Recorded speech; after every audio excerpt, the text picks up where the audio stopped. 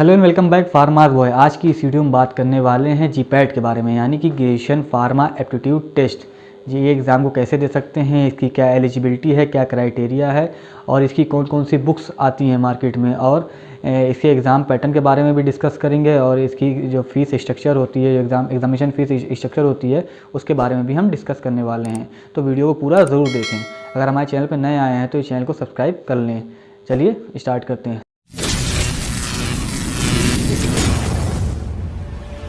GPAT यानी कि graduate pharma aptitude test, इस एग्ज़ाम को कंडक्ट कराता है एनटीए यानी कि नेशनल टेस्टिंग एजेंसी। इससे पहले 2018 से पहले इस एग्ज़ाम को कंडक्ट कराता था एआईसीटीई, और इसके बाद आपको एग्ज़ाम में अपीयर होने के लिए बी फार्म यानी कि bachelor of pharmacy pass out होना भी ज़रूरी है। अब बात करते हैं इसकी एलिजिबिलिटी के बारे में। तो सबसे पहले आपको भारतीय मूल निवासी यानी कि इंडियन सिटीजन होना बेहद ज़रूरी है। इसके अलावा आपको बैचलर ऑफ फार्मेसी यानी कि बी फॉर्म पास आउट होना ज़रूरी है, यानी कि बी फॉर्म लास्ट ईयर में आप होंगे तो एग्ज़ाम पैटर्न को एग्जामिनेशन को आप फुलफ़िल कर सकते हैं और एग्ज़ाम दे सकते हैं। अब बात करते हैं कि एग्ज़ाम पैटर्न के बारे में। तो ऐसे समझते हैं कि 125 क्वेश्चन होते हैं और ईच क्वेश्चन 4 मार्क्स, और उसको जब टोटल करेंगे तो 500 नंबर, यानी कि आपका 125 क्वेश्चन होता है जो कि 4 नंबर का होता है एक क्वेश्चन। उसके अलावा जो टोटल होता है वो 500 क्वेश्चन होते हैं जो कि 3 घंटे में कंडक्ट कराया जाता है। इसके अलावा इसकी जो लैंग्वेज होती है वो इंग्लिश लैंग्वेज होती है, और ये एग्ज़ाम पैटर्न MCQ बेस पे, मल्टीपल चॉइस क्वेश्चन बेस पे एग्ज़ाम को कराया जाता है। और उसकी जो निगेटिव मार्किंग होती है वो 1/4, यानी कि 4 क्वेश्चन पे एक क्वेश्चन निगेटिव आपका हो सकता है। हम जानते हैं कि एग्ज़ाम फॉर्म को हम कब भर सकते हैं। तो आप जनवरी लास्ट वीक में इस एग्ज़ाम को फॉर्म को फिल कर सकते हैं और वेरीफाई कर सकते हैं। इसके अलावा जब एग्ज़ाम कंडक्ट होता है वो फरवरी लास्ट वीक में कंडक्ट होता है।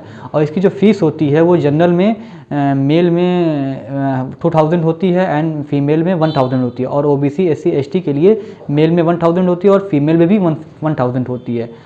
ये इसका जो है फ़ीस स्ट्रक्चर होता है। आप इसको जब भी जाएँ इसको फिल कर सकते हैं।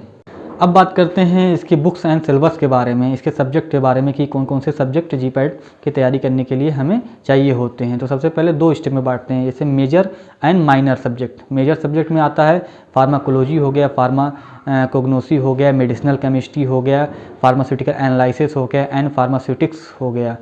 तो ये सब सब्जेक्ट होते हैं वो मेजर में आते हैं। एंड माइनर में आते हैं बायोकेमिस्ट्री हो गया, माइक्रोबायोलॉजी हो गया, फार्मास्यूटिकल क्लिनिकल फार्मेसी हो गया एंड ऑर्गेनिक केमिस्ट्री हो गया, और क्या बोलते हैं बायोटेक्नोलॉजी हो गया है। तो ये सब्जेक्ट जो होते हैं ये माइनर में आते हैं। तो 2 सब्जेक्ट में डिवाइड करिए। जब भी आपको पढ़ना हो तो आप 2 सब्जेक्ट में डिवाइड करिए, मेजर को अलग करिए और माइनर को अलग करिए। उस हिसाब से उसके ऑब्जेक्टिव क्वेश्चन को आप प्रिपेयर करिए और उसको तैयारी को अच्छे से करिए।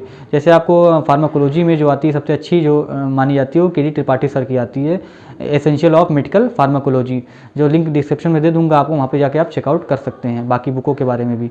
और इसके जो सबसे ज़रूरी होता है इसके सॉल्व क्वेश्चन अनसॉल्व क्वेश्चन के बारे में, जितना आप उसको प्रैक्टिस करेंगे उतना ज़्यादा आपको जो है इसको क्रैक करने के लिए आपको आसानी हो सकती है।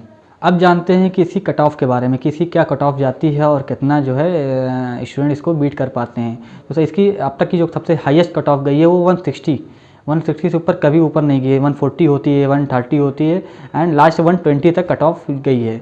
तो आपको ऐसे तैयार करना है जैसे कि आपका 25 क्वेश्चन जो हो गया, 125 क्वेश्चन है तो उसमें से 25 क्वेश्चन जो है आपको आसान होते हैं, वो आप आसानी से कर सकते हैं। एंड देन 50 क्वेश्चन होते हैं जिसको थोड़ा सा आपको मेहनत करनी पड़ेगी, थोड़ा समझना होगा, और आप उसको भी कर सकते हैं। देन आपको जो 25 क्वेश्चन जो और है उसको जो आपको रटना होता है। डेफिनेटली आप कोई भी पैटर्न को एग्जाम को देख लीजिए, वो रटने वाला ही क्वेश्चन आता है। तो आप 25 क्वेश्चन को आप रट कर सकते हैं। और देन जो लास्ट जो 25 क्वेश्चन होता है वो आउट ऑफ सिलेबस समझ लीजिए, मतलब इतना टफ होता है और उसको आप कोई भी मतलब कर नहीं सकता।